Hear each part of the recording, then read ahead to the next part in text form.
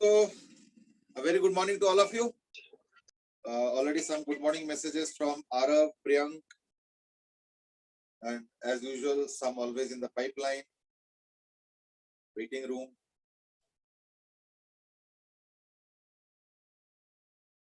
हमेशा की तरह. It always takes that few seconds to few minutes extra, isn't it, for starting it. Chalo, good morning, Aditya Bhatia also. The ones with good morning messages, I mean, especially. चलो, तो like कल हम लोग कुछ कर ही रहे थे, तो मैं सोच रहा हूँ कि पहले उनको थोड़ा सा वो कर लिया जाए.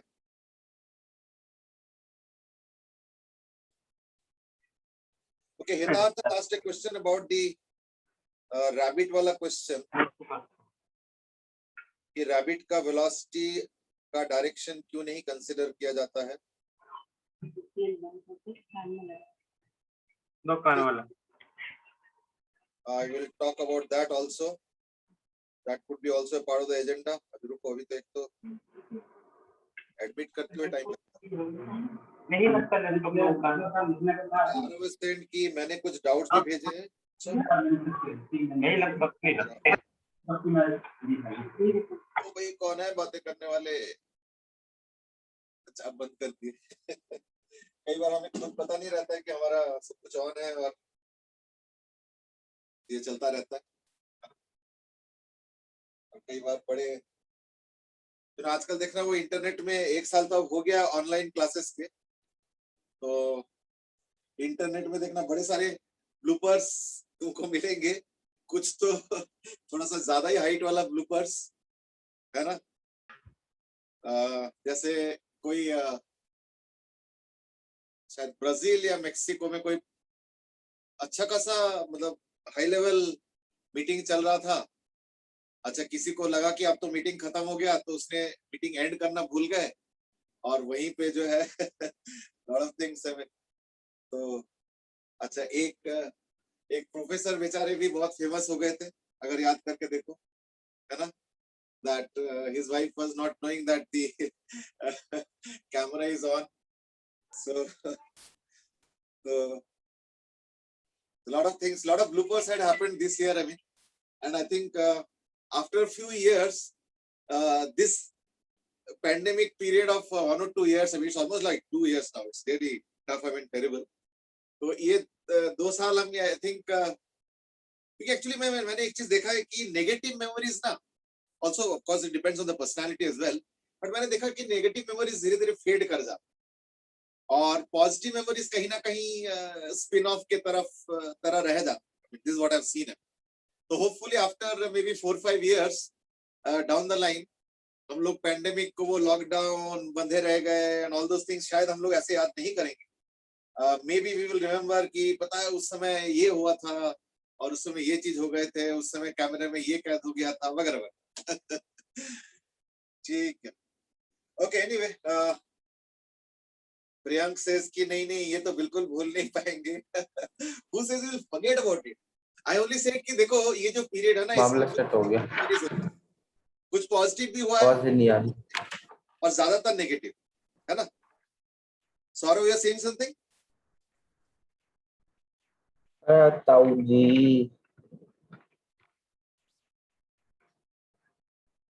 कुछ समझ में नहीं आया क्या बोल रहे हो. चलो whatever. तो only thing that I was saying was that सुनाई नहीं दे रहा. पॉजिटिव ये बड़ा हम लोग सिलेक्ट करने लगते हैं बात. चलो, that's human nature. I mean, so like let's not prolong the discussion on that. अक्षज Singh महाराज सेठ की क्या पता, हो सकता है 5 साल बाद कोरोना की 5th या 6th वेव भी चल रहा हो. Let's not talk so bad. अभी अगर 5-6 साल तक अगर 5th 6th वेव चलता रह जाए, तो I think things will all collapse. ठीक है ना. आपने एक रिवर बोट का क्वेश्चन भेजा था, उसमें भी डाउट था मेरा. Yeah, I know that there are some doubts on those questions which I had sent, I mean, but there were quite a few attempts also. That was a thing. Saurav says कि वो actually गलती से मैं mummy से बात कर रहा था. नहीं चल रहा. तो कोई बात नहीं, ठीक है ना. तो आरव सेठ की आपने वो रिवर बोट का क्वेश्चन भेजा था, वो मेरा डाउट है, चलो ठीक है, I will just take that up. हितात सेज कि वो रैबिट एंड डॉग वाले क्वेश्चन में why rabbit's direction of velocity is not considered. नहीं, रैबिट का डायरेक्शन ऑफ वेलोसिटी तो कंसीडर करना पड़ेगा, ऐसा तो नहीं है कि नहीं कंसीडर करेंगे, ठीक है ना, दोनों ही कंसीडर करना पड़ेगा, ऐसा नहीं, ठीक है ना। चलो टेक सम मोर टाइम, अभी तो टाइम है। मैंने कुछ क्वेश्चन कलेक्शन भेजा था, they were actually all Olympiad based questions, so obviously slightly tougher than the JEE level, but ठीक है, थोड़ा बहुत एक्सपोजर लेने में कुछ नहीं जाता है, and you actually get a lot of time to solve those questions। जहां तक मुझे याद आ रहा है, इंडियन ओलंपियाड में तो खैर बेसिक ट्रेनिंग में तो अलग है, बट इंटरनेशनल ओलंपियाड में शायद 6 या 8 क्वेश्चन होता है और 6 घंटे का टाइम होता है, 6 hours का टाइम होता है, and the best part, you know what, you are supposed to solve it inside a library। ठीक है, and that too, that library is accessible even a day before also। इसका मतलब ये कि you will also know कि library में क्या क्या बुक्स है, उसमें फिजिक्स भी होगा, केमिस्ट्री, मैथ, सब, तो like let's say chemistry olympiad चल रहा है, तो उसमें you are accessible for all the chemistry books that are there in the library, and the library is a big resource है, उसमें बहुत कुछ मिल जाएंगे। तो that's what the challenge of Olympiad level questions are, कि सब अवेलेबल है, books वगैरह सब अवेलेबल है, आप बस सॉल्व करो। चलो, ऐसे भी एग्जाम है, बुक्स देख के भी कर सकते हैं। हाँ बेटे, बुक्स देखकर भी कर सकते हैं ओलंपियाड में। बुक देख के तो कर सकते हो, लेकिन वो क्वेश्चन ऐसे होते हैं कि कोई भी बुक में तो नहीं मिल सकता। Yes sir. ठीक है ना, तो obviously they make the questions of that kind that you will not get the questions in the book. और एक चीज और सोचो, अब मान लो तुमको लगेगा चलो ठीक है, इस टाइप का शायद क्वेश्चन कहीं मिल जाए, अब उसके लिए ढूंढना पड़ेगा, बताओ, थाउजेंड्स ऑफ बुक्स के अंदर, तो वो तो पॉसिबल नहीं है। Unless your mind is already trained, book के क्या हेल्प हो सकता है, मे बी कोई ऑड साइड टाइप का कई बार फॉर्मूला होता है जो कि कई बार याद नहीं रहता है, may be that you will probably get from the book, या मे बी कई बार कुछ कोऑर्डिनेट सिस्टम जैसे हम चेंज करते हैं ना, कार्टेशियन से पोलर कोऑर्डिनेट्स से सिलिंड्रिकल कोऑर्डिनेट्स, तो उसके ट्रांसफॉर्मेशंस कई बार बड़े कॉम्प्लिकेटेड, तो उस टाइप के अगर कोई क्वेश्चन है और मान लो तुमको ट्रांसफॉर्मेशंस याद नहीं है, तो उतना तुम बुक से देख लोगे, that's the best you can do. What else can you do from the books, because questions you will not get from the book, questions are made afresh। चलो, anyway, let's put a stop there. कल हम लोग कुछ discuss कर रहे थे जिसका answer शायद इनफाइनाइट आ रहा था, तो एक काम करें, उस क्वेश्चन को पहले डिस्कस कर लेते हैं, then our agenda today is to discuss और to start with 2D motion. ठीक है ना, आज का एजेंडा है हम लोग का basically to start with 2D motion, ठीक है ना। तो let's get started with that question. I mean, तो उसका आंसर कई लोगों ने दिया था उस समय इंफिनिटी, और वो है कि सपोज अगर 80 मीटर से ड्रॉप करो और लेट अस से,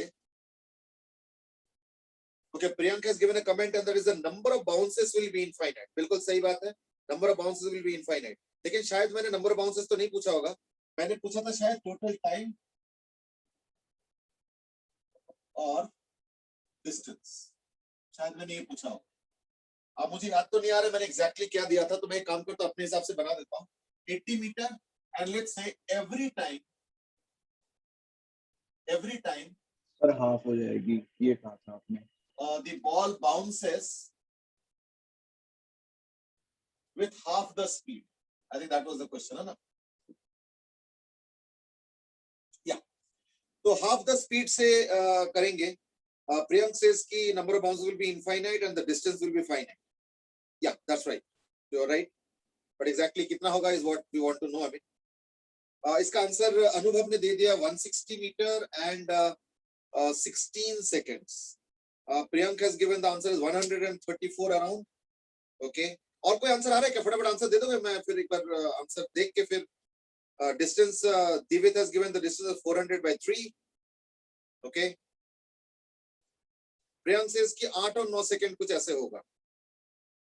Okay, अच्छा, maybe you solved yesterday so like you don't remember the answer, quite possible। That's it then, those were the answers, या और किसी को और आंसर भी है? सर इस क्वेश्चन में हम बिल्कुल एग्जैक्ट तो निकाल नहीं सकते। Who was that? Sir Priyank. Okay, ऐसे क्यों लग रहा है बेटे कि नहीं निकाल सकते एग्जैक्ट, है ना? एग्जैक्ट तो निकलेगा, एग्जैक्ट सर निकलेगा। इनफाइनाइट नंबर ऑफ बाउंसेस हैं, तो फिर बिल्कुल एग्जैक्ट तो नहीं निकाल सकते। सर हमको नेगलेक्ट करनी पड़ेगी, बाद की टर्म्स नेगलेक्ट करनी पड़ेगी, डेसिमल के बाद वाली। नहीं नहीं नहीं, कोई भी चीज नेग्लेक्ट नहीं होता। एक्चुअली पता क्या होता है, जब इनफाइनाइट नंबर ऑफ टर्म्स होता है, तो ध्यान से सुनो, जब इनफाइनाइट नंबर ऑफ टर्म्स होता है तो ऐसे सीरीज का जो सम होता है, ऐसे सीरीज का जो सम होता है वो कई बार फाइनाइट भी होता है और कई बार इनफाइनाइट भी होता है। तो it will all depend on the situation. ऐसे कुछ कमेंट हम नहीं कर पाएंगे। ये ना दो टाइप का सीरीज होता है, एक होता है कन्वर्जिंग सीरीज और एक होता है डाइवर्जिंग सीरीज।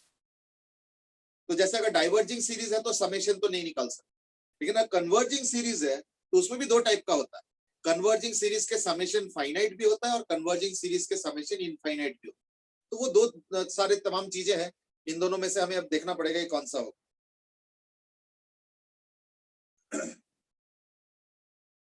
चलो, तो लाइक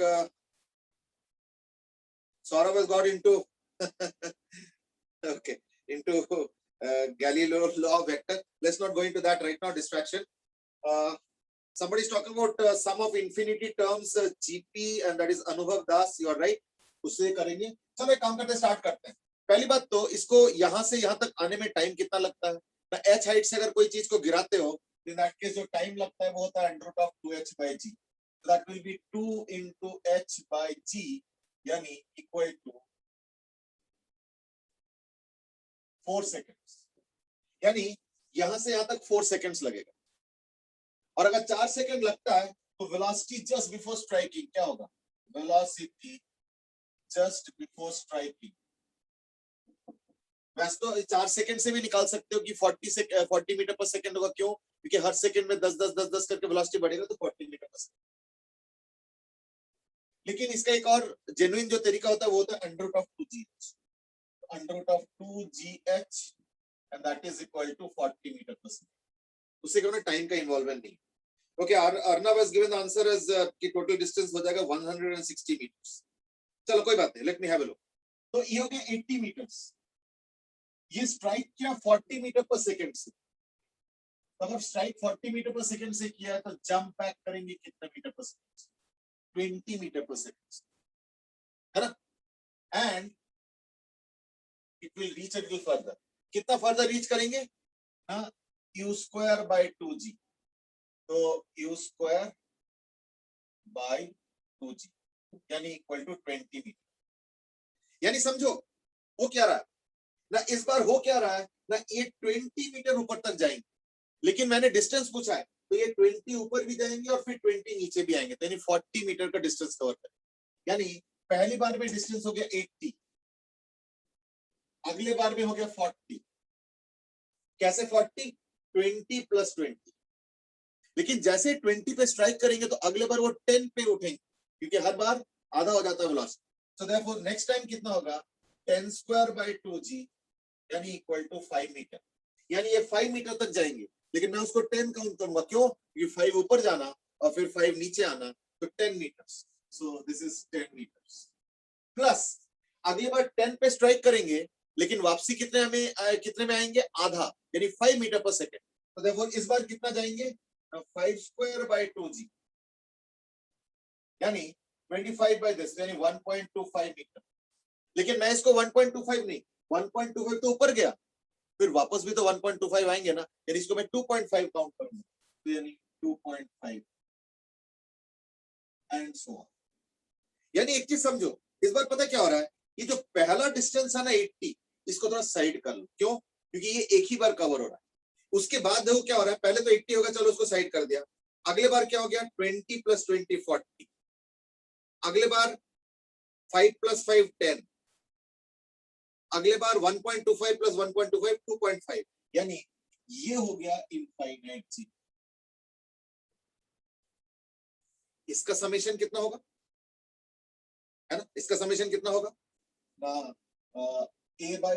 r, तो a बोलते हैं 40/1 - आप इसका कॉमन रेशियो कितना है? 1/4। देखो 1/4, तो 1 - 1/4 और 80 अलग से।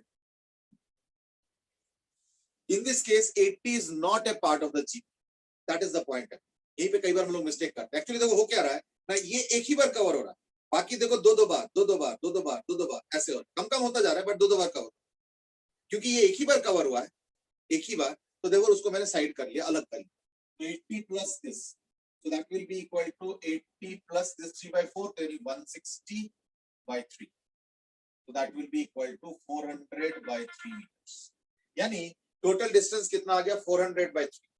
I think the first correct answer came up was from Divit. No, not Divit. Divit. Divit gave the first correct answer, rather the only correct answer.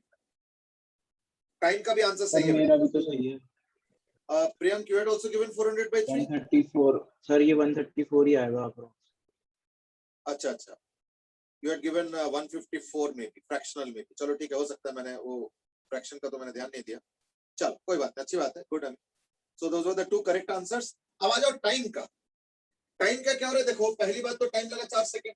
अगली बार अगर 20 मीटर पर सेकंड होता है तो हमें पता है कि अगर एक बॉडी को u वेलोसिटी से फेंको, in that case ऊपर जाने में कितना टाइम लगता है? u by g.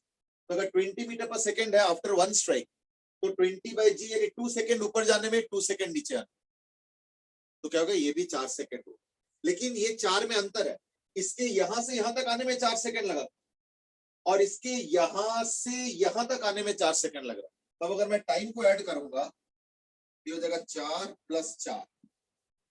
और अभी कोई सीरीज नहीं बना, अभी सीरीज बनेगा. अगले बार 20 पे स्ट्राइक किया, 10 पे वापस आया.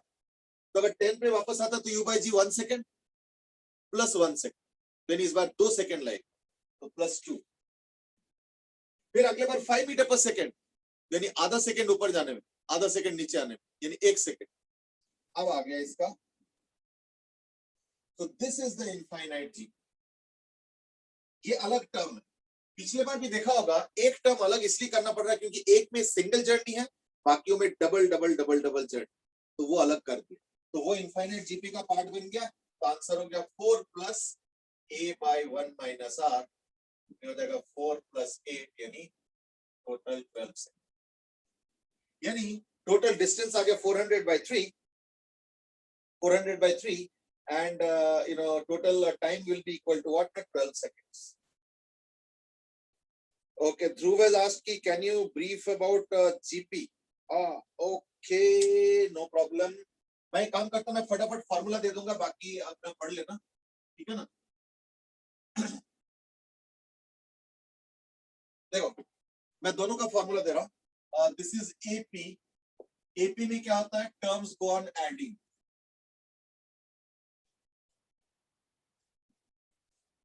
ये देखो, मैं हर बार क्या करूंगा? D D D D add करता जा रहा हूं, तो ये AP होता है. तो इसका जो nth टर्म होता है वो होता है a + n - 1 × d, और जो समेशन होता है वो होता है n/2 × 2a + n - 1 × d. ठीक है, दैट इज द AP. अब जीपी में आ, जीपी में क्या होता है? जीपी में सेम नंबर बार बार हम मल्टीप्लाई करते हैं. तो देयरफॉर a, अगला AR, अगला AR², अगला AR³ एंड सो ऑन. ये होता है जीपी. इसका जो nth टर्म होता है वो होता है a 8⁻n - 1.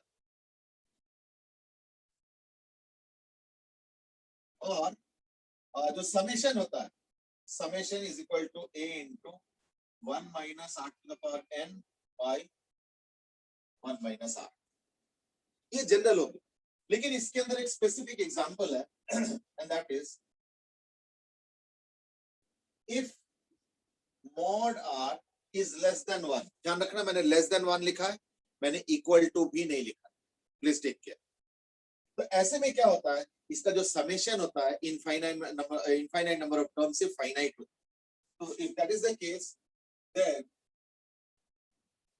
the sum of infinite number of terms is a finite quantity. और उसका फॉर्मूला क्या है? Formula is S infinity. देखो, as such S infinity शायद एग्जिस्ट नहीं करेंगे, as such S infinity शायद एग्जिस्ट नहीं करेंगे, लेकिन अगर ये कंडीशन सेटिस्फाई हो रहा है, ये वाला, तो in that case we can find out a finite sum of infinite number of terms. तो वो कितना हो जाता है? S infinity हो जाता है a by 1 - r. That is the case. तो मैंने यहाँ पे वही यूज किया है, a by 1 - r. लेकिन ये जीपी में फिट नहीं हो रहा था, इसलिए इसको अलग करना पड़ा, और बाकियों का जीपी. इसमें भी ये जीपी में फिट नहीं हो रहा था, तो बाकियों का अलग करके फिर मैंने निकाला था। तो एक का 400/3 आया था, एक का 12 सेकंड्स आया। ठीक है, okay, Hardik has also given the same answer, and that is a by 1 minus r is for infinite number of terms. Priyank has given ki hota kya है। ठीक है, I just given a quick summary. I mean, I hope in future whenever required, it will definitely help. है ना? चलो, I hope you have noted it down. That was a quick introduction.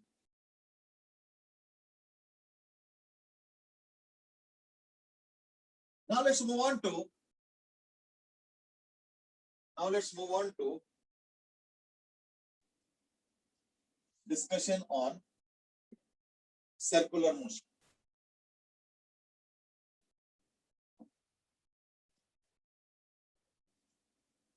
Okay, actually circular motion comes under two-dimensional motion. Two-dimensional motion के अंदर हम लोग ये following topics पढ़ेंगे. Number 1 is circular motion. Number 2 is projectile motion. And number 3 is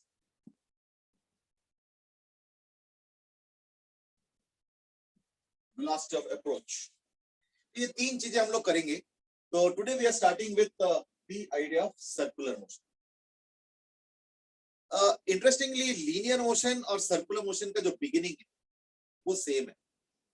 कायदे से linear motion हो या circular motion हो, हमें वेक्टर फॉर्म में लिखना चाहिए, है ना, यानी ऐसे. बट देखा होगा कि linear motion में हम लोगों ने हार्डली ये सिंबल यूज किया. देखा होगा कि linear motion में हम लोगों ने हार्डली ये सिंबल यूज किया. उसके पीछे reason is that we know that in a linear motion it is bound within that line. उसी लाइन में या तो फॉरवर्ड मूव करेंगे या तो बैकवर्ड मूव करेंगे. तो इसके लिए क्या वेक्टर साइन वगैरह छोड़ दो. तो हम क्या करते हैं, उसको कैसे रिप्रेजेंट करते हैं भाई, we represent it only by plus and minus, है नहीं. तो लीनियर मोशन में the vector quantities are generally not represented or written as pure vectors, but they are written in the form of what is called as plus and minus. यानी हम लोग उसको plus minus के form में लिखते हैं. We avoid using the vector sign. Similarly, circular motion में भी हम लोग यही करेंगे. हम लोग वेक्टर साइन को यूज करना अभी फिलहाल अवॉइड करेंगे. बट देन यू माइट से लेकिन डायरेक्शन कैसा होगा. लीनियर में तो फॉरवर्ड और बैकवर्ड है, तो डायरेक्शन हम कैसे देखेंगे सर्कुलर मोशन में. कोई बात नहीं, सर्कुलर मोशन में क्लॉकवाइज और एंटी क्लॉकवाइज, है ना. तो लीनियर मोशन में जो फॉरवर्ड और बैकवर्ड होता है प्लस और माइनस से रिप्रेजेंट करता है. यानी लीनियर मोशन में डायरेक्शन हम कैसे रिप्रेजेंट करते हैं. We don't use vectors generally, we avoid vectors. For direction, we avoid vector signs. तो हम लोग करते क्या है, तो हम लोग we use plus and minus. तो प्लस हो गया फॉरवर्ड और माइनस हो गया backwards. Similarly, initially in circular motion also we do the same. Similar. So similarly क्या होगा, circular motion में भी यही करेंगे. हम लोग क्या करेंगे, प्लस लिखेंगे for anti clockwise motion और माइनस यूज करेंगे for clockwise motion. but अभी रुको, एक्चुअली देखा जाए तो सर्कुलर मोशन में भी वेक्टर साइन होता है, बट वो थोड़ा सा complicated compare to linear motion है. इसलिए अभी फिलहाल मैं उस वेक्टर सिंबल को यूज करने से बच रहा हूं, यानी अवॉइड कर. ठीक है ना, और कोई बात नहीं. यानी अभी हम लोग डायरेक्शन को कैसे रिप्रेजेंट करेंगे, क्लॉकवाइज और एंटी क्लॉकवाइज, प्लस और माइनस. तो by definition clockwise is minus, anti clockwise is plus. This is the convention. But again the same problem. कई बार देखा होगा खास करके वर्टिकल मोशन में हम लोग ऊपर की तरफ जर्नी को पॉजिटिव ले लेते हैं और नीचे की तरफ नेगेटिव. कई बार इसको उल्टा भी तो कर कि नीचे की तरफ पॉजिटिव ले लेते हैं. यानी कन्वेंशन ब्रेक किया जा सकता है. तो ऐसे नहीं कि कोई rigid convention, it's a convention that we generally follow.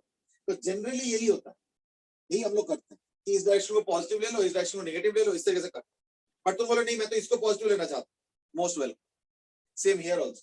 If you want to break this convention, if you want to take this as negative and this as positive, you are most welcome. लेकिन ध्यान रखना, ऐसे अगर कर रहे हो तो that case बता देना, क्योंकि अदरवाइज अगर तुम बोलोगे +2 तो मैं समझूंगा एंटी क्लॉकवाइज, जबकि हो सकता है तुम कन्वेंशन उल्टा ले रहे हो, तो in that case you are supposed to inform. So standard communication में anti clockwise positive, clockwise negative, if you want to change it you are most welcome, but do inform because otherwise there will be misinterpretation by others, that's the point.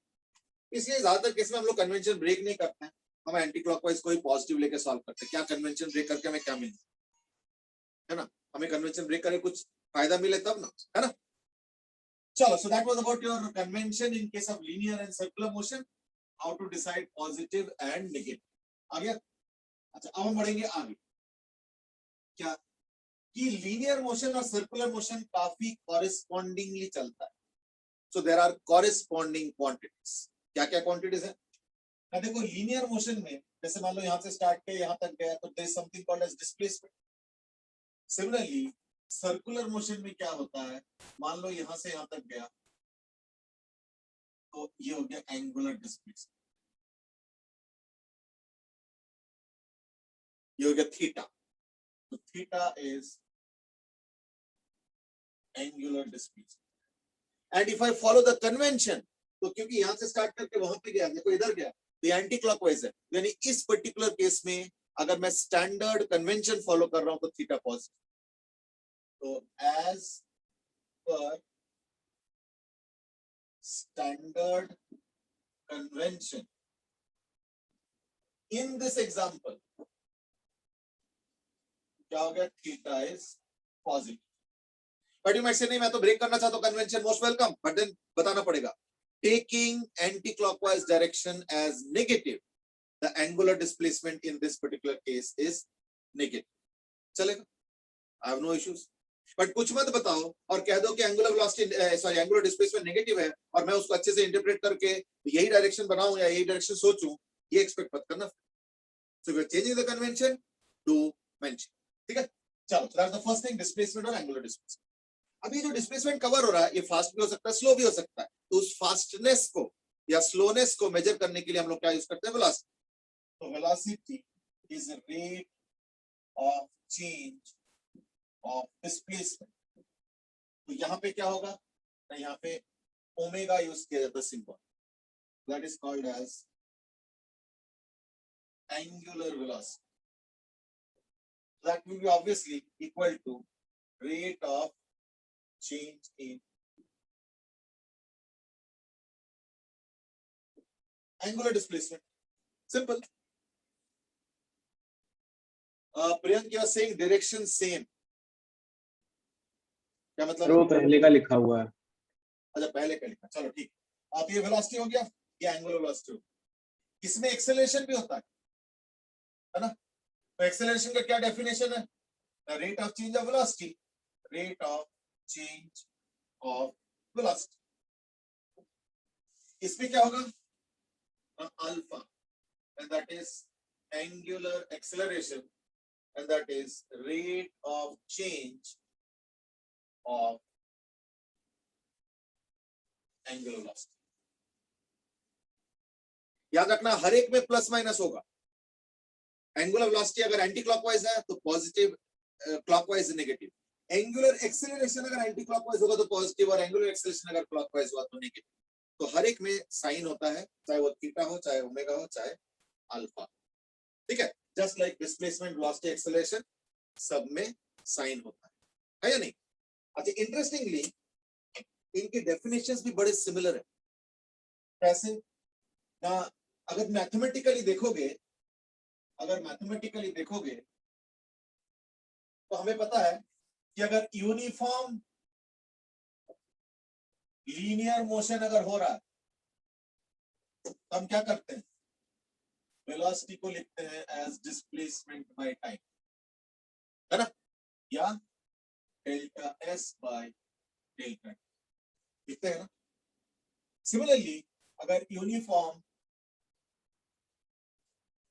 Circular motion होता है, in that case omega will be equal to theta by t or equal to delta theta by delta, जो भी case है। लेकिन जो standard definition है ये तो यूनिफॉर्म के लिए, इन जनरल क्या होता है? In general v is equal to rate of change of displacement, तो ओमेगा हो गया d theta by dt। Now you might say कि इसमें और इसमें क्या अंतर है ना? तो देखो ये इन जनरल हो गया जो कि हर जगह लगेगा, यूनिफॉर्म हो या नॉन यूनिफॉर्म हो, दोनों में ये लग पाएगा। तो यूनिफॉर्म मोशन ना भी हो तो भी चलेगा, यूनिफॉर्म एंगुलर मोशन ना हो तो भी चलेगा, यूनिफॉर्म सर्कुलर मोशन अगर ना हो तो भी चलेगा। लेकिन ये यूनिफॉर्म सर्कुलर मोशन के लिए delta theta by delta T, तो D theta by D T और delta theta by delta T में अंतर क्या है ना? इसमें D T is suppose to be very very very small, और डेल्टा टी में ऐसे कुछ, delta T can be small, it can be medium, it can be large, it can be very large, it can be anything. तो अगर uniform circular motion चल रहा है, in that case interval से कोई मतलब नहीं है, उसका डेफिनेशन होगा डेल्टा थीटा बाय डेल्टा। और अगर स्टार्टिंग से कर रहे हो तब तो थीटा बाय टी, और अगर बीच में कोई इंटरवल पे एनालिसिस कर रहे हो तो delta theta by delta, change in angle by change in time. Now that is for uniform circular motion. और इन जनरल तो ये है ही है, चाहे यूनिफॉर्म हो चाहे नॉन यूनिफॉर्म, हर जगह लगे। So that is the case. तभी लेके आप देखो इन जनरल। चलो अब आ जाओ एक्सेलरेशन। हमें पता है कि जो अगर यूनिफॉर्म एक्सेलरेशन होगा या अगर यूनिफॉर्म एंगुलर एक्सेलरेशन है तो क्या होगा? a is equal to v minus u by t, पता है ना? तो सिमिलरली अगर यूनिफॉर्म एंगुलर एक्सेलरेशन है, अगर यूनिफॉर्म एंगुलर एक्सेलरेशन है तो अल्फा क्या होगा? Omega 2 minus omega 1 by T. ये final velocity, initial velocity by time, ये फाइनल एंगुलर वेलोसिटी, ये initial angular velocity upon time. That is the difference, ये एक्सेलरेशन का और ये angular acceleration. Fine, I hope that's okay. Sir angular velocity की SI unit metre पर second ही होगी। नहीं, अब सब यूनिट्स पे आ रहा हूं मैं, अब तो सारे डेफिनेशंस आ गए है ना। अब यूनिट्स, थीटा का हो गया रेडियंस, ओमेगा का हो गया रेडियन पर सेकंड, एंड ऑब्वियसली फिर अल्फा का हो जाएगा रेडियन पर सेकंड स्क्वायर। देखिए सौरभ इज आस्क्ड कि सिर्फ सेंट्रीपिटल टेंजेंशियल या नॉर्मल एक्सेलरेशन क्या होता है? बेटे वो तो तुम और आगे चले गए। देखो जब सर्कुलर मोशन में कोई पार्टिकल सर्कल में चलता है तो isn't it also tracing a path और covering a path? So therefore there are linear quantities also associated in circular motion. वो एक अलग टॉपिक है। देखो मैं बताता हूँ, सर्कुलर मोशन में तीन चीजें, एक तो हम लोग जो अभी कर रहे हैं which is basic idea of circular motion. Second is उसके वेक्टर फॉर्म, वेक्टर फॉर्म अभी हम लोग नहीं करेंगे, वेक्टर फॉर्म हम लोग करेंगे कम से कम 2 महीने बाद। और third is linear quantities associated with circular motion, तभी हम लोग फर्स्ट और थर्ड वाला करेंगे, सेकेंड वाला हम लोग 8th चैप्टर में करेंगे या शायद 7th चैप्टर में। सर हाँ जी, सर ये vectorial form of circular motion rotational में करेंगे? हाँ जी बिल्कुल बिल्कुल, तभी मैंने बोला ना 7th चैप्टर में, ठीक है ना। तो देयरफॉर वेक्टर वाला फॉर्म छोड़ दो अभी, तो फिलहाल देखो लीनियर मोशन में भी तो हम लोग कहाँ वेक्टर साइन लगा रहे हैं, क्यों? क्योंकि हमें पता है कि लीनियर मोशन में दो ही चॉइस है, प्लस माइनस, दैट्स इट। तो वेक्टर ना लगा तो भी हम समझ जाएंगे, प्लस माइनस से समझ जाएंगे डायरेक्शन, है ना, क्योंकि चॉइस रेस्ट्रिक्टेड है। सर्कुलर मोशन में भी ऐसे होता है, सर्कल में या तो ऐसे जाएंगे या तो ऐसे जाएंगे, दो ही तो चॉइस है। तो ऐसे केस में हम लोग क्या करते हैं, अवॉइड कर देते हैं वेक्टर प्रॉपर साइन लगा। बट इफ यू इंसिस्ट कि नहीं मुझे तो वेक्टर साइन लगाना है, no issues, we will discuss it in more details, but that's in the 7th chapter and not now, ठीक है ना। चलो एनीवे, इसलिए सौरभ तुमने जो पॉइंट रेज किया about centripetal, tangential, normal etcetera, ये हम लोग बाद में डिस्कस करेंगे, नॉट राइट, ठीक है ना। So like let's restrict ourselves a little bit, ये हम लोग लेकिन अभी करेंगे, मतलब आज तो नहीं बट मे बी कल। जैसे बाकी इक्वेशंस है ना, सारे इक्वेशंस वैलिड है, मतलब अगर यूनिफॉर्म एक्सेलरेशन या एंगुलर एक्सेलरेशन चल रहा है इन दैट केस क्या होगा, following equation we can write, v is equal to u plus at, तो इसका हो जाएगा omega 2 is equal to omega t plus omega 1 plus alpha. इसका हम लोग लिखते हैं s is equal to ut plus half at square.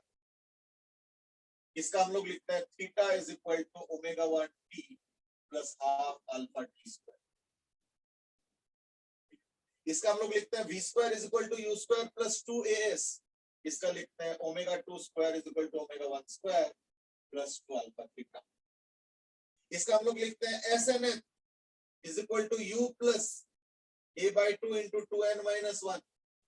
इसका होता है theta n n is equal to omega 1 plus alpha by 2 into 2n minus 1। कहीं कोई अंतर नहीं, सब सेम। ये तो क्या जनरल इक्वेशन, बट ये कब वैलिड है? यूनिफॉर्म एंगुलर एक्सेलरेशन, या अगर यूनिफॉर्म एक्सेलरेशन है तो uniform acceleration, uniform angular acceleration के लिए ये इक्वेशंस वैलिड। अच्छा, क्योंकि इनके डेरिवेशंस एग्जैक्ट कार्बन कॉपी है, बस सिंबल्स बदलते हैं, इसलिए मैं इनके डेरिवेशन नहीं कर रहा हूं। I think they are little obvious अभी, तो क्योंकि ये डेरिवेशन आता है तुमको, ऑब्वियसली ये भी आता हो, सिमिलर तरीके से ड्राइव करना, कोई अलग से तो है नहीं, है ना? So let's move on then next concept. इसके बाद जो कैलकुलस की इक्वेशंस है वो यूनिफॉर्म सर्कुलर मोशन में भी वैलिड है जैसे लीनियर मोशन में valid. So we are now talking about calculus based. Calculus based में क्या होता है? तो हमें पता है कि velocity is equal to ds by dt, तो omega is equal to d theta by dt। We have done that already. Acceleration के तीन इक्वेशंस है, dv by dt, also second derivative of displacement, also v dv by ds। इनके corresponding circular motion में भी होगा। कैसे? Alpha is equal to d omega by D t is equal to second derivative of angular displacement is also equal to, ये सारे valid. ये differentiation वाले हैं। अब आ जाओ इंटीग्रेशन वाले।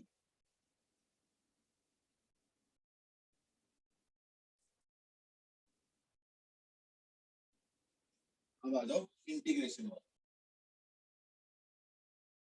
इंटीग्रेशन में क्या है? Displacement is equal to integration V D T, इसमें angular displacement is equal to integration of omega D. Not only that, delta V is equal to integration A D T. Similarly यहाँ पे हो जाएगा delta omega is equal to integration alpha D. Of course with some limits, I mean T1 से T2 वो भी यहाँ पे भी होगा। ऑल दोस थिंग्स वो तो अपने आप कर सकते हो, I don't think that's a major issue. ठीक है, तो ये हो गया तुम्हारा कैलकुलस बेस्ड इक्वेशंस, जो कि लीनियर में वैलिड है, उसी के कार्बन कॉपी जो है सर्कुलर मोशन में भी वैलिड है। ठीक है, चलो मैं काम करते हैं कुछ सर्कुलर मोशन रिलेटेड एक आध क्वेश्चन कर लेते हैं, so that we get an idea of what exactly is there in circular motion. Fine, तो मैं मिटा रहा हूं। I hope you have copied them. Sir एक मिनट,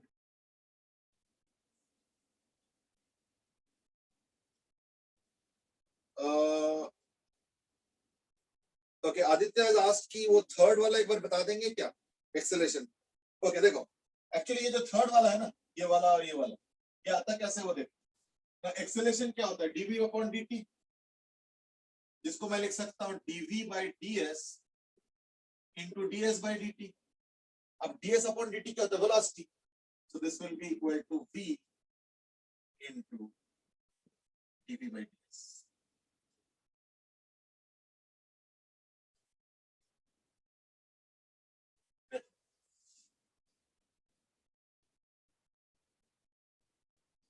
ठीक है, वो जो ds अपॉन dt है वो v हो गया, और जो dv अपॉन ds है वो ds।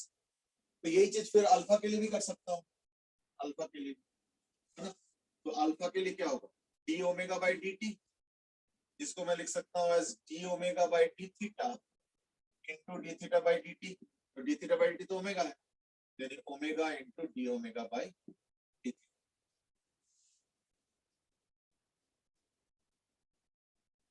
ठीक है, I hope it's now okay.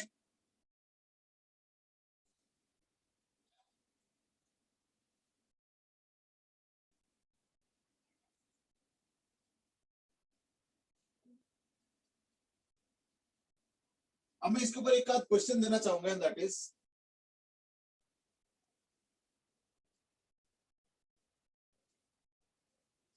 Saurabh Das की जुलाई में जो टेस्ट होगा उसमें अभी तक आपने जो भी अभी तक करा है वो सब आएंगे।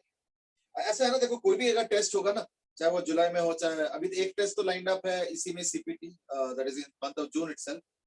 और जो भी टेस्ट होगा उसका you will get advance notification of at least 10-15 days, don't worry. खास करके जो जुलाई होगा। CPT का तो मैं पहले अनाउंस कर चुका हूँ शायद, या मैं बता ही देता हूँ, is that next week there will be a CPT which is on physics, I mean, of linear motion. ये है लाइंड अप, क्या नाम मार्क्स का होगा? है बेटे? मार्क्स का होगा?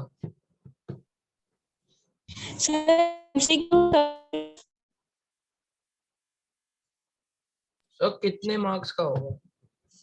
मार्क्स से तो कोई मतलब नहीं है, because marks will be finally taken up in respect to 50 है, ठीक है ना? तो मान लो अगर 80 मार्क्स का हुआ तो वो प्रोपोर्शनल करके 50 बना दिया जाएगा, 100 मार्क्स का होगा तो आधा करके 50 बना दिया जाएगा। It's like that. Sir MCQ है या सब्जेक्टिव? 10 मार्क्स के सब्जेक्टिव होंगे और बाकी मार्क्स के ऑब्जेक्टिव। ऑब्जेक्टिव में I think okay sir, thank you. मैं एक रफ पैटर्न बता देता हूँ, rough pattern, but that is not the final. अभी जो जनरली होता है मतलब उसी की बात कर रहा हूँ, है ना?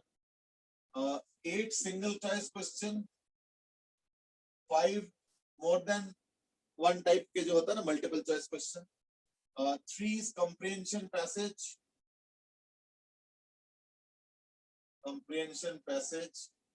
and 4 is like integer type.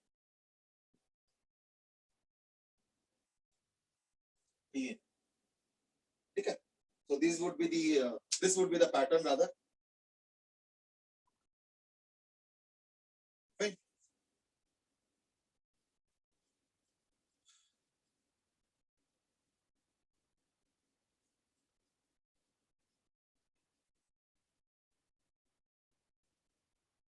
Akshay से ask कि क्या ये सिर्फ फिजिक्स का पैटर्न या सबका है? Similar for others also. कई बार एक दो क्वेश्चन ऊपर नीचे हो जाते हैं, तो like that hardly matters. But 10 marks for subjective also.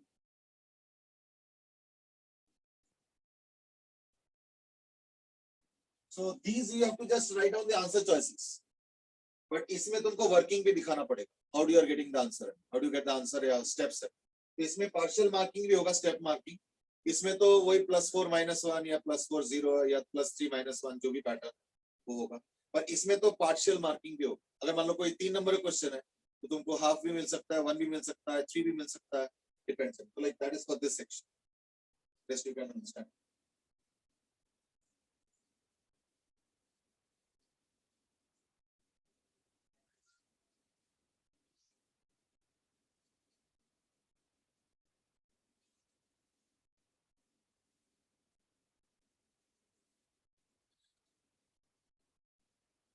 Aditya has asked, Bharti has asked कि क्या सब्जेक्टिव में टाइप करना पड़ेगा? बेटे सब्जेक्टिव में तुमको शीट में लिखना है और फिर उस शीट के फोटो जो है, पिक जो है, उसको PDF बना के अपलोड करना। आई थिंक अब तो ये 10th में भी किए होंगे, आई एम श्योर, है ना? ऐसे टाइप के टेस्ट तो बहुत दिए होंगे, आई एम श्योर। चलो एनीवे, तो let's start with the 3 question. घंटे का ही होगा?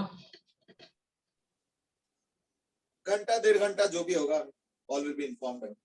ठीक है, चलो next is that suppose there is a particle which is having an angular velocity of 8 radian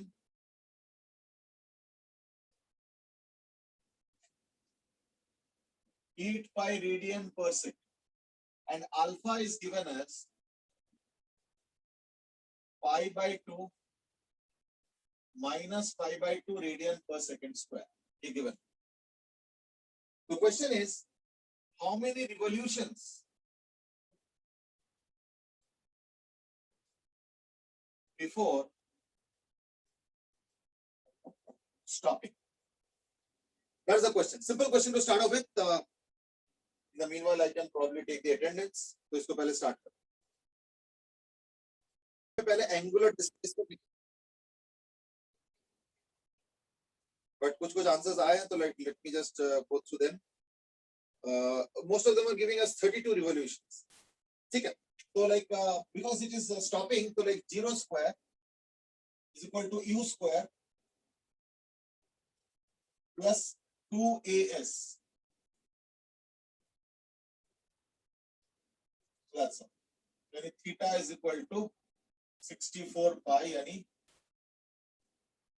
32 revolutions. ठीक है, बिल्कुल सही है. यानी 2 pi radians is actually 1 revolution. So before stopping, it will cover how many revolutions? Now equal to 32 revolutions. बिल्कुल सही. तो ज्यादातर क्वेश्चन में ज्यादातर लोगों ने 32 ही दिए हैं. दिवेत, सौरभ, आदित्य, अर्णव, प्रियांश, हेतार. प्रथम पहले थोड़ा सा शायद गलत आंसर दिए थे 16, बाद में शायद चेंज कर लिए थे. ठीक है ना? तो 32 है. चलो ठीक है, no issue.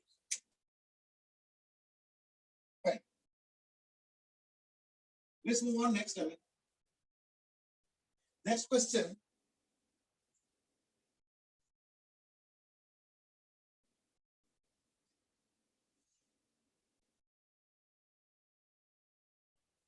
Next question is like this, and that is, let us say I ask you for a clock.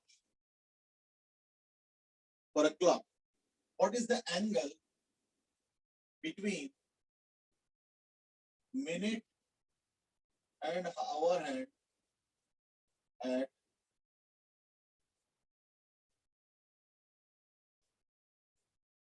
3:20?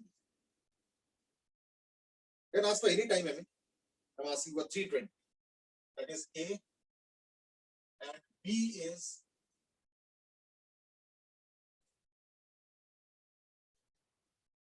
250. So what is the angle between the minute hand and the hour hand at 3:20 and 250? Now you might say, what is about clock? Now actually clock, what happens? There are two hands moving with a circular motion. वैसे तो अगर second hand है तो तीसरा भी होता है, but second hand के साथ कुछ कुछ दिक्कतें आ सकता है, क्योंकि ज्यादातर घड़ियों में क्या होता है, second hand moves like this. Now that kind of motion we cannot cover by mathematics. क्यों? वो तो jerk है, तो उस तरीके से हम लोग नहीं कवर करते.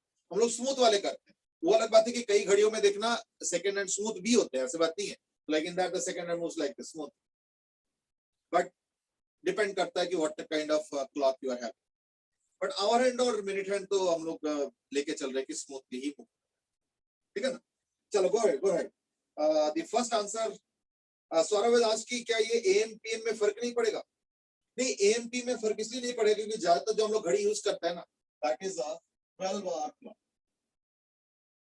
तो AM हो या PM हो, एंगल सेम हो. एंगल सेम हो. ठीक है ना? Okay, Saurabh has given the answer for B as 90 degree.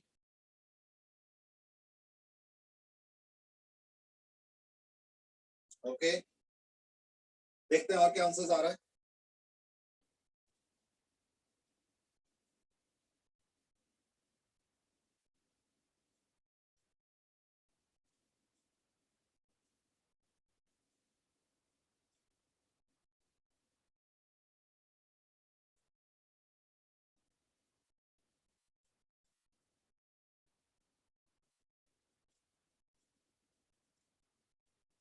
There are now more answers coming up. Saurabh has given B का answer 90 degree. Aditya has given 30 and 120. Anuva has given 20 and 215. Arnav has given 20 degree. Pratham has given 30 and 120. Shaurya 30 and 120. Okay, Mukund has given 27.5.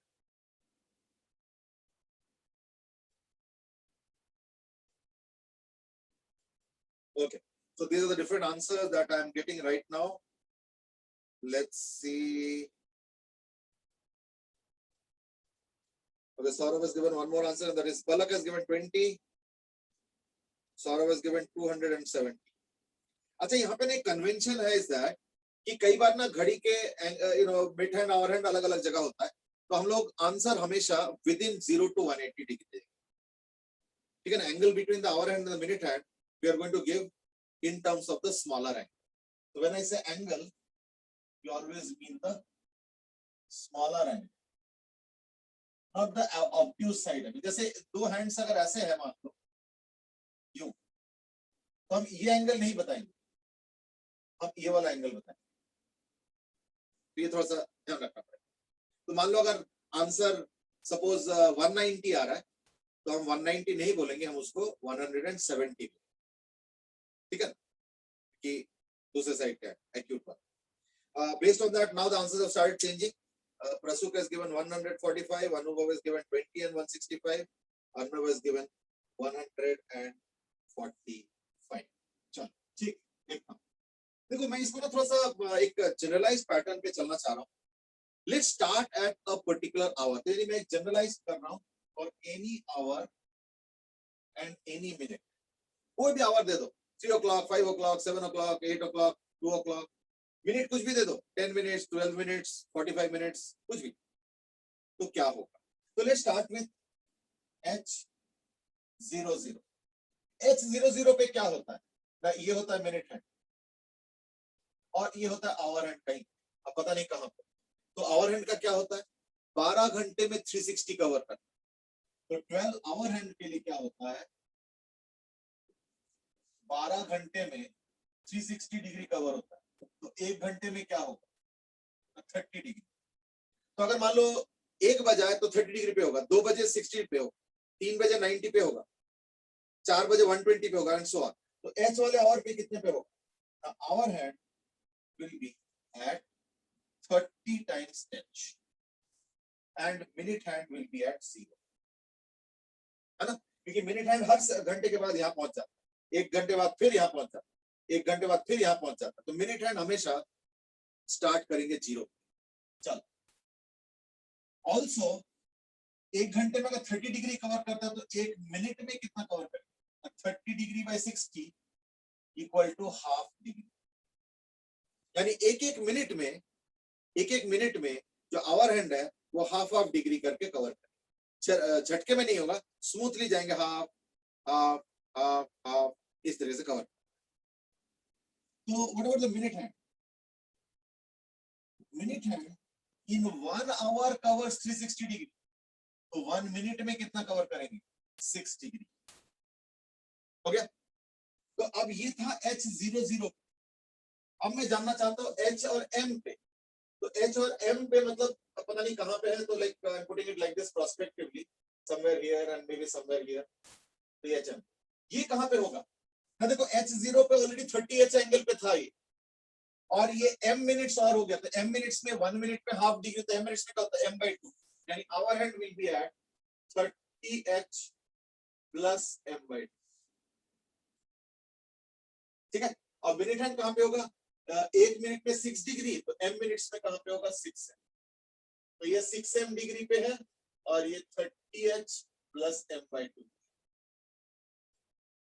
कितने degree. Therefore दोनों को minus करो तब जाके angle आएगा। अब मैंने पूछा है 2 अलग अलग टाइम, एक 320, चलो मैं यहाँ पे सॉल्व कर रहा हूँ। तो नंबर 1 इज एट 320। तो 320 में क्या होगा, दोनों को माइनस कर लो। तो दोनों का अगर मैं माइनस करता हूं तो 6M माइनस दिस, तो एंगल थीटा फिर क्या होगा, तो theta will be this minus this, यानी 11M/2 माइनस 30H। तो ये 320 में क्या होगा, 11M/2 माइनस 30 × 3। 320 का पूछा।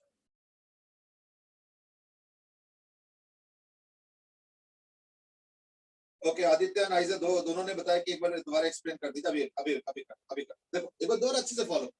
देखो, first of all hour hand 12 घंटे में एक पूरा सर्कल कंप्लीट कर।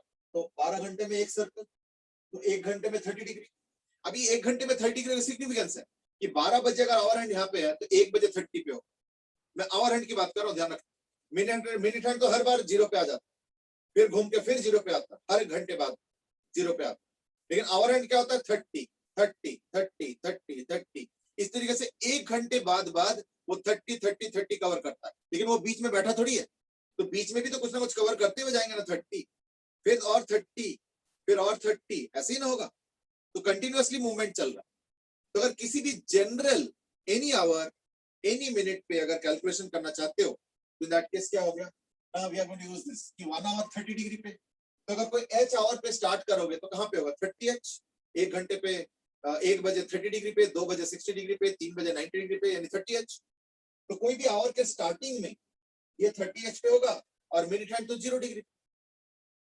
लेकिन मिनट हैंड थोड़ा जल्दी कवर करता है, तो 1 घंटे में 360 डिग्री कवर करता है। तो 1 मिनट में कितना कवर करेंगे?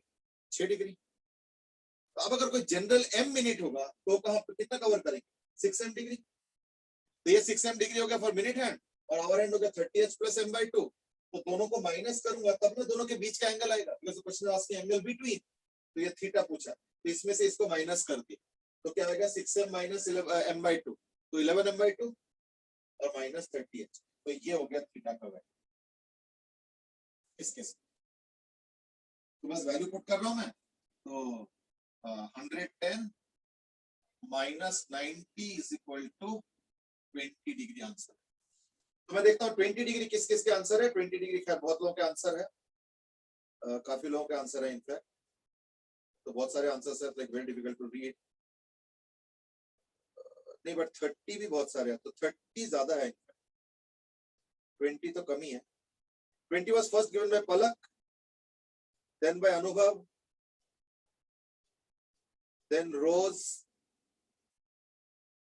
and now Priyanka has also given 20. ठीक, चले तो बाकियों के ज्यादातर के आंसर्स जो है 90 डिग्री या कुछ 30 डिग्री था, तो 30 डिग्री नहीं होगा, आंसर 20 डिग्री। सर हाँ बेटे, सर वो हैंड मिनट हैंड और आवर हैंड के टिप का ओमेगा फाइंड कर सकते हैं क्या? नहीं ये जो मैंने लिखा ये ओमेगा ही है। हाँ ये 1 मिनट में 60 डिग्री यानी 6 डिग्री पर मिनट, ये इसका ओमेगा। सर अगर 320 में कितना सेकेंड्स कवर करे उससे अगर हमने उसका उसके नंबर ऑफ रेवोल्यूशन से एंगल निकाला। नहीं नहीं नहीं नहीं, मैं बताता हूँ, इसमें ना सेकंड्स तक मत जाओ, क्योंकि सेकंड का तो क्वेश्चन है नहीं, तो मिनट तक ही रहो। तो एवरी मिनट 6 डिग्री, तो m मिनट्स में 6m degree. I think that's a better way of calculation,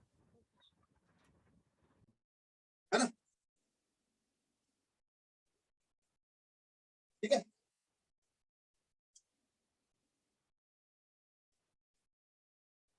देख लो।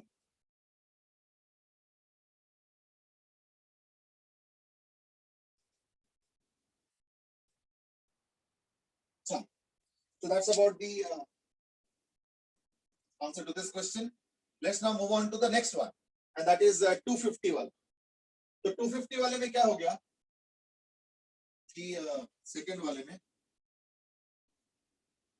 तो 11m/2, तो 11 × 50/2 minus 30h, so 30 into 2, है ना? So this will be equal to 11 into 12, that is 375 minus 60, and that is equal to 350. So wouldn't it be 275? ठीक है, हाँ बेटा, Sir, 275 minus 60. Sir 275। ठीक है, 275 यानी 215 डिग्री। ठीक है, अगर 215 डिग्री होगा तो हम तो 215 लेंगे,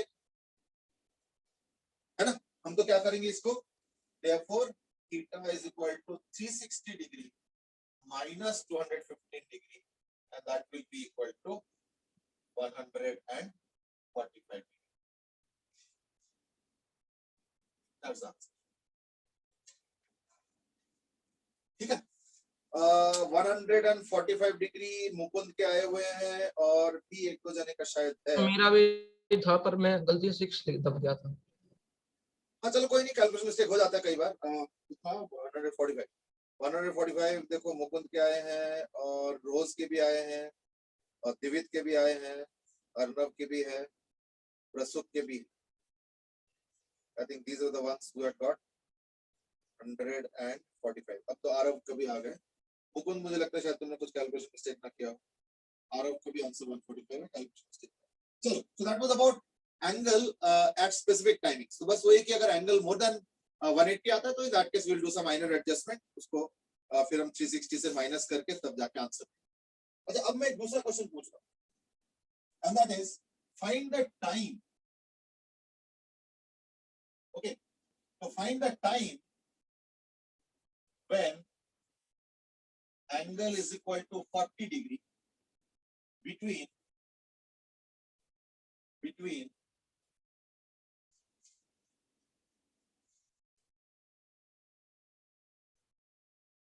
3 and 4। तो तुमको टाइम बताना है when the angle is equal to 40 degree between 3 and 4. Answer को फ्रैक्शन में छोड़ना, आंसर को वो मत करना, सेकंड वेगन में कन्वर्ट मत करना, लीव इट इन फ्रैक्शंस. चलो go ahead, quickly do.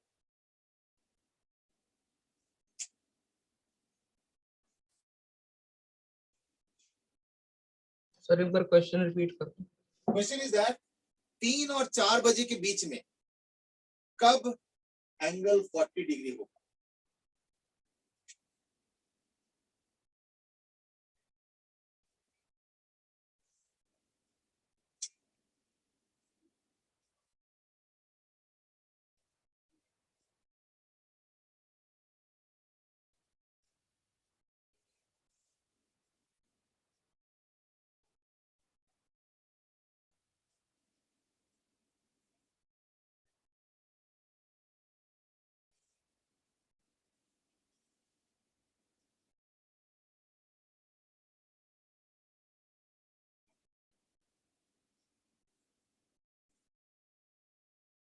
Okay, answer आ चुका है and that is few answers are coming up. Let me read out some of the answers.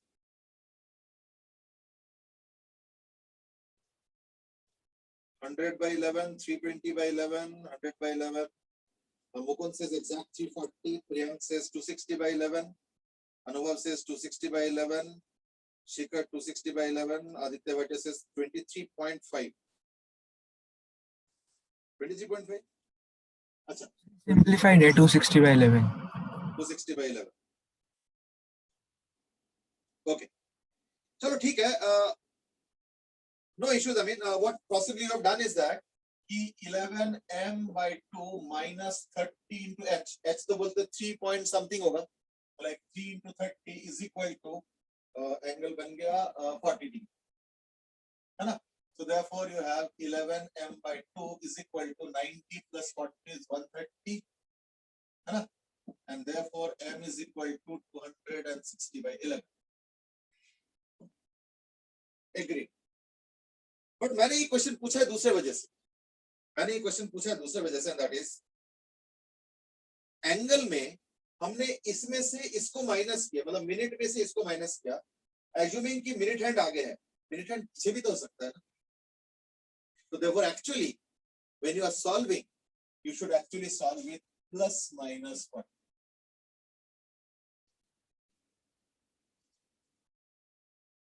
क्योंकि मैंने यहाँ पे मिनट में से आवर हैंड को सब्ट्रैक्ट करके आंसर निकाला 11m by 2 minus 30h. But कल को ये भी सिचुएशन तो हो सकता है ना, ये आवर हैंड ये मिनट हैंड, और एक और सिचुएशन भी हो सकता है ये मिनट हैंड और ये आवर हैंड. अब एंगल तो ये भी है, ये भी है. ये हो गया मिनट माइनस आवर, ये हो गया आवर माइनस मिनट. तो दोनों हमें देखना पड़ेगा. इसलिए हमें इस क्वेश्चन को सॉल्व करने के लिए प्लस माइनस. यू माइट से ये पिछले बार क्यों नहीं, क्योंकि पिछले बार हमने फिक्स कर दिया कि 2 बज के इतना मिनट, ये इतना बज के इतना मिनट, तो वो फिक्स हो गए. पर इस बार क्या है कि आवर एंड फिक्स है, आवर एंड फिक्स है. एंगल पूछा है, तुम एंगल इस तरफ और एंगल इस तरफ, तो दोनों तरफ के एंगल देखते हुए तुमको टाइमिंग्स का आंसर देना पड़ेगा. तो देयरफॉर इसको प्लस माइनस 40 लिखेंगे. तो देयरफॉर प्लस 40 लेके तो ये आ गया. अगर माइनस 40 लेते हो तो 90 minus 40 is 50. In that case क्या होगा, एक और आंसर आ जाएगा, and that is m is equal to 100 by. देखो